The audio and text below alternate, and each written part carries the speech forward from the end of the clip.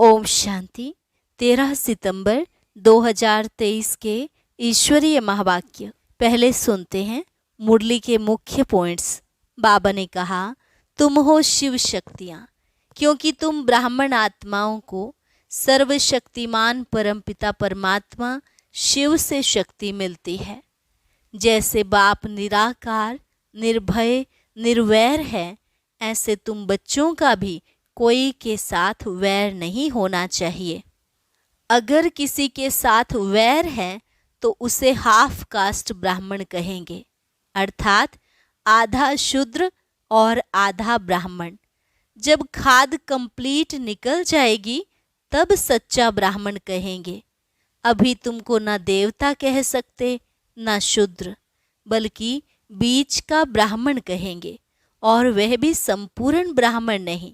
जब तुम संपूर्ण बन जाएंगे तो फरिश्ता बन सूक्ष्म लोक में चले जाएंगे। तो पहले अपने अंदर के जो कलयुगी तमो प्रधान संस्कार भरे हुए हैं वह निकालने हैं। फिर बाबा ने कहा, तुमने वेद शास्त्र तो बहुत सुने, सत्यनारायण की कथा भी सुनी, लेकिन नर से नारायण तो नहीं बने ना। अभी सत्य बाप तुम्हें जो श्रीमत देते हैं उस पर चलो तो श्री लक्ष्मी नारायण जैसा बन जाएंगे। और लास्ट में बाबा ने कहा, तुम्हें किसी भी बात में डरना नहीं है, बिल्कुल निर्भय होकर रहना है। ज्ञान सागर बाप ने तुम माताओं को कलश दिया है, इसलिए विचार सागर मंथन भी तुमको ही करना है। तुम्हें नशा रहना चाहिए कि इस पढ़ाई से हम प्रिंस प्रिंसेस बन रहे हैं। और अब सुनते हैं महावाक्यों को विस्तार से। मुरली का सार। मीठे बच्चे, तुम्हारा किसी से भी वैर नहीं होना चाहिए, क्योंकि तुम हो सबके कल्याणकारी। वैर रखने वाले को हाफ कास्ट ब्राह्मण कहेंगे। प्रश्न, कौन सी स्मृति बुद्धि में सदा रहे तो निर्भय बन जाएंगे? उत्तर, सदा स्मृति में रहे कि हम सचखंड के मालिक देवी देवता बन रहे हैं। शरीर को कोई मारता भी है, लेकिन आत्मा को मार नहीं सकता। गोली शरीर को लगती है, मैं आत्मा तो जा रही हूँ बाबा के पास, हमको क्या डर है? हम बैठे हैं, छत गिर जाती है, हम बाबा के पास चले जाएंगे। इसमें डरने की कोई बात नहीं, ऐसा निर्भय बनना है। गीत। माता ओ माता, तू है सबकी भाग्य विधाता। ओम शांति। बच्चों ने जगत अम्बा की महिमा सुनी। अब मनुष्य तो सिर्फ गाते रहते हैं। जगत अम्बा के मेले लग रहे हैं। यह फिर है संगम, बच्चों का बाप के साथ मेला। बाप है तो माँ जरूर है। भारत में जगत अम्बा की जीवन कहानी कोई भी जानते नहीं। जगत को रचने वाली अर्थात जगत अम्बा। जगत अम्बा के मंदिर भी हैं। अभी तुम बच्चों को समझ मिली है, ज्ञान का तीसरा नेत्र मिला है। अभी तुम बच्चे जानते हो, जिसका यादगार बना हुआ है वह जरूर सृष्टि के संगम पर आए होंगे। इनको जगत अम्बा कहा जाता है। जगत पिता प्रजापिता भी है ना। इस बेहद ड्रामा का आदि मध्य अंत क्या है और मुख्य एक्टर्स कौन कौन से हैं यह कोई नहीं जानते। हीरो हीरोइन भी एक्टर होते हैं ना, सिर्फ 2 तो नहीं होंगे, जरूर उनकी सेना होगी। जगत अम्बा की भी सेना होगी। उनको शक्तियां भी कहा जाता है। शक्ति सेना नामी ग्रामी है। शक्ति कहाँ से आई? जरूर सर्वशक्तिमान परमपिता परमात्मा से ही शक्ति ली होगी, यह तो सब मानते हैं। ऊंच ते ऊंच भगवान है, उनको ही सत श्री अकाल कहते हैं। अकाली जो होते हैं वह निराकार को मानने वाले होते हैं। सिख ग्रंथी गुरु नानक को मानते हैं, कहते हैं गुरु नानक देव हैं। उनकी जो पीढ़ी होती है उनके 10 बादशाहों के नाम भी भिन्न भिन्न हैं। कोई का सिंह, कोई का दास, कोई का चंद भी नाम होगा।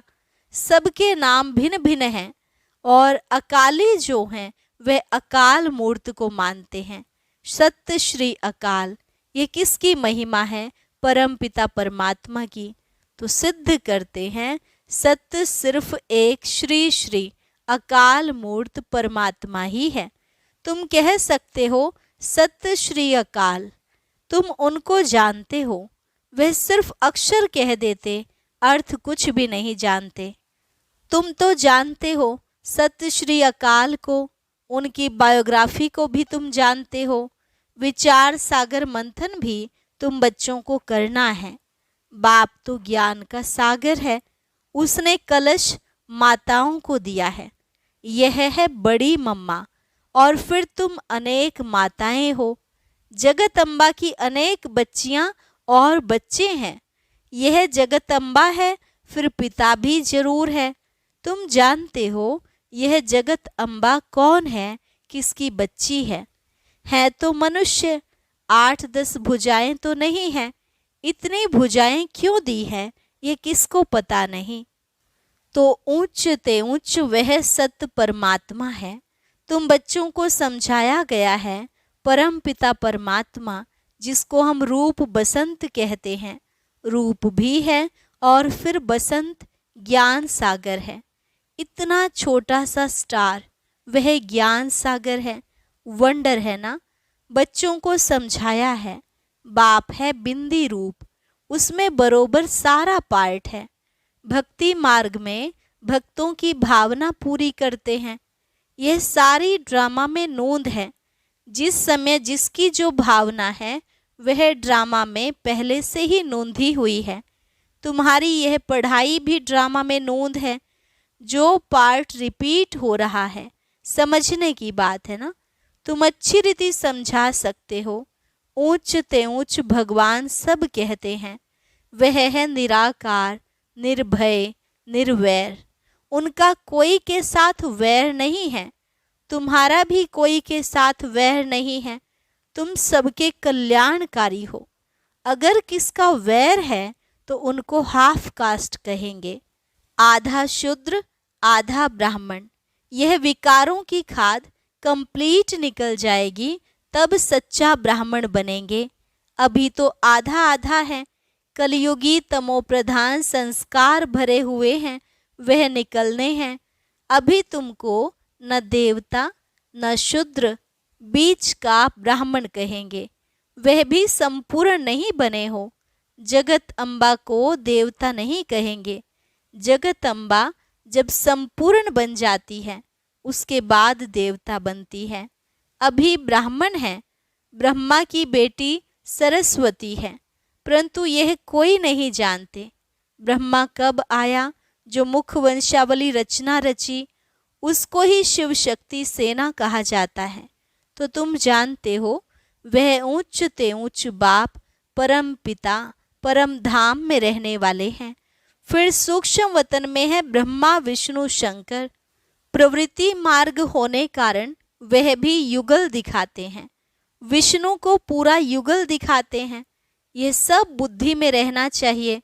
मनुष्य कहेंगे हम एक्टर हैं, तो मनुष्यों को ड्रामा के आदि मध्य अंत का मालूम होना चाहिए ना। ऊंच ते ऊंच भगवान कौन है? ब्रह्मा विष्णु शंकर कौन है? क्या और भी 8-10-100 भुजा वाला कोई है? नहीं, यह सब चित्र फालतू हैं। ब्रह्मा की 100 भुजा दिखाते हैं। अब यह तो प्रजापिता है, 100 भुजा की तो बात ही नहीं। यह सब रॉन्ग है। राइट वास्तव में क्या है वह भी समझना चाहिए। ऊंच ते ऊंच भगवान जो परम धाम में रहते हैं है स्टार। विष्णु को भी 4 भुजा दिखाते हैं, 2 भुजा लक्ष्मी की, 2 भुजा नारायण की। जैसे रावण के 10 शीश दिखाते हैं, 5 विकार स्त्री के, 5 पुरुष के। पहले पहले मुख्य विकार है देह अभिमान, फिर और विकार नंबरवार आते हैं। सूक्ष्म वतनवासी ब्रह्मा तो है अव्यक्त, प्रजापिता ब्रह्मा तो यहाँ चाहिए ना। यह जब संपूर्ण बन जाते हैं तो सूक्ष्म वतन में फरिश्ते बन जाते हैं। तुम भी फरिश्ते बन जाते हो। वहाँ तुम्हारा शरीर हड्डी मांस का नहीं होता, उनको फरिश्ता कहा जाता है। ब्रह्मा तो प्रजापिता यहाँ है, फिर विष्णु 2 रूप से पालना करेंगे, शंकर तो है सूक्ष्म वतन में। यह बड़ी समझने की बातें हैं। इतनी दूरादेशी बुद्धि कोई की है नहीं। तुम्हारी बुद्धि एकदम मूल वतन सूक्ष्म वतन तक चली गई है। सूक्ष्म वतन अब रचा हुआ है। ब्रह्मा विष्णु शंकर की भी रचना हुई है। जहाँ तक आ जा सकते हो तो ऊंच ते ऊंच भगवान, फिर ब्रह्मा विष्णु शंकर, फिर ये मनुष्य सृष्टि में देवी देवताएं। बाकी 8-10 भुजा वाले वो चंडिका देवी आदि तो है नहीं। इतने सब चित्र कहाँ से आए? तुम्हारे पास कोई हथियार थोड़े ही है।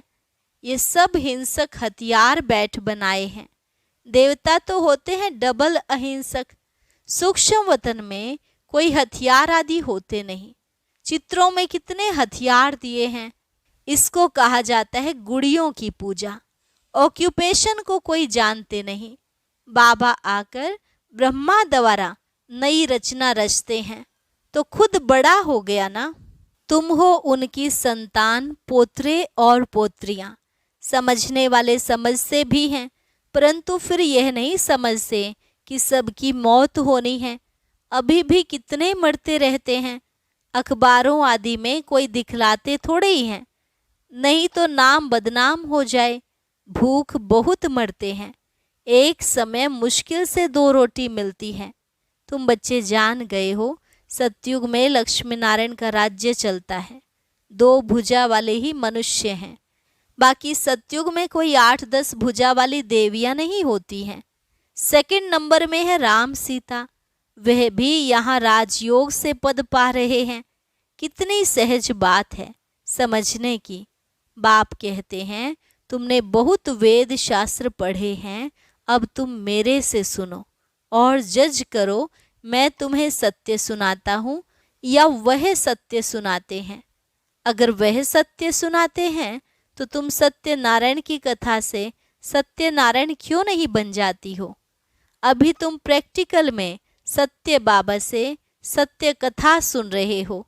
नारी से लक्ष्मी, नर से नारायण बनने की यह कथा है। जरूर प्रजा भी बनेगी कि सिर्फ लक्ष्मी नारायण जाकर तख्त पर बैठेंगे। यह देवी देवताओं की राजधानी स्थापन हो रही है, फिर सतयुग में आकर राज्य करेंगे। वहाँ राजाओं को लश्कर आदि कोई होते नहीं। लश्कर विकारी अनहोली राजाओं को होते हैं। वह तो है होली राजाएं।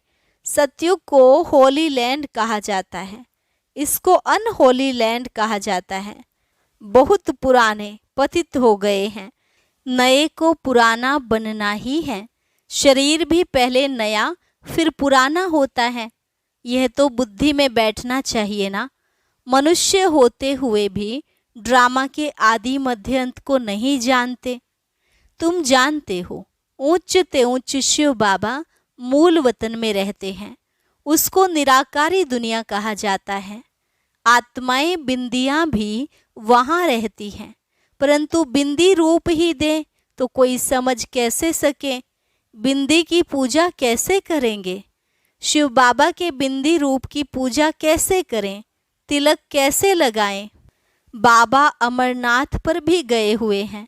बाबा सारा देख कर आए थे कि कैसे शिवलिंग बनाते हैं। कहते हैं वहाँ पार्वती को शंकर ने कथा सुनाई।